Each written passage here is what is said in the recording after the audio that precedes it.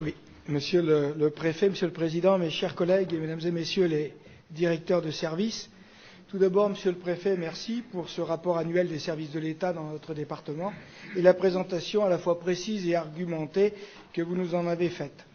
Ce moment de bilan est toujours très instructif. Courant juillet, l'Assemblée des départements de France a fait des propositions pour renforcer la politique de surveillance sanitaire en rappelant le rôle important que jouent les départements dans la veille sanitaire à travers les laboratoires départementaux d'analyse. Comme vous le savez, les départements font face à de fortes contraintes budgétaires, on vient d'en parler à l'instant, et dans le même temps, ils doivent assurer la maintenance de ce réseau et ses missions de service public. Ces laboratoires sont effectivement les mieux placés pour pouvoir maintenir et développer un service de proximité de haute qualité auprès des usagers et au service de l'agriculture, de l'économie locale et de l'environnement. Je souhaite ainsi saluer le travail remarquable du laboratoire départemental d'analyse de l'Ain, qui contribue depuis 40 ans à la maîtrise de la qualité des produits agroalimentaires et à la préservation de la santé des élevages. Ses prestations aux collectivités industrielles, agroalimentaires, professionnelles des métiers de bouche sont toujours d'une grande qualité. Il me paraît donc important d'apporter un point de vigilance sur la pérennité du réseau des laboratoires départementaux. Aussi, je souhaite connaître, Monsieur le Préfet, quels engagements l'État va prendre pour une politique de veille sanitaire plus volontariste et quels moyens nouveaux pourront être donnés aux départements pour maintenir et développer ce réseau qui a démontré toute sa pertinence, notamment durant les dernières épizooties. Je vous remercie de votre attention. Merci Monsieur Larmanjat. Monsieur le Préfet va vous répondre. Moyens de l'État à l'égard des laboratoires départementaux, je répondrai aucun. Aujourd'hui, l'État accorde un agrément aux laboratoires départementaux, dont l'action, vous l'avez souligné, est évidemment très importante en cas de crise sanitaire. Mais on a une organisation qui est assez souple et qui fait que certains départements ont abandonné, ou en tout cas ont confié à des organismes privés leurs analyses vétérinaires. Et donc on a une situation qui est aujourd'hui à la main des conseils départementaux.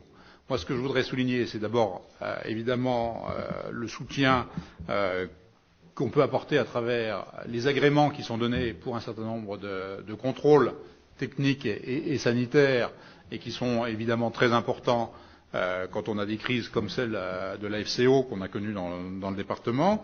Souligner l'action très efficace et les excellents rapports qu'ont les services vétérinaires dans le département avec le laboratoire de l'Ain, qui est effectivement très bon et qui génère un bénéfice tout à fait important, un bénéfice collectif pour les éleveurs quand on est en situation de crise. Mais le fonctionnement aujourd'hui des laboratoires fait qu'ils doivent rechercher évidemment des ressources nouvelles. Vous savez qu'il y a un certain nombre d'analyses qui sont ouvertes à d'autres laboratoires du secteur privé, donc ils sont en grande partie dans un secteur concurrentiel. Et si on est dans une période dans laquelle il n'y a pas de crise sanitaire, évidemment, ils se retrouvent avec des recettes qui sont éventuellement amoindries. Et il faut sans doute qu'il y ait une réflexion qui soit menée avec peut-être d'autres laboratoires départementaux voisins sur lesquels, effectivement, on peut avoir des complémentarités, parce que, effectivement, il y a un certain nombre de périodes sanitaires qui ne peuvent pas être gérées seules par un seul et même département. Voilà.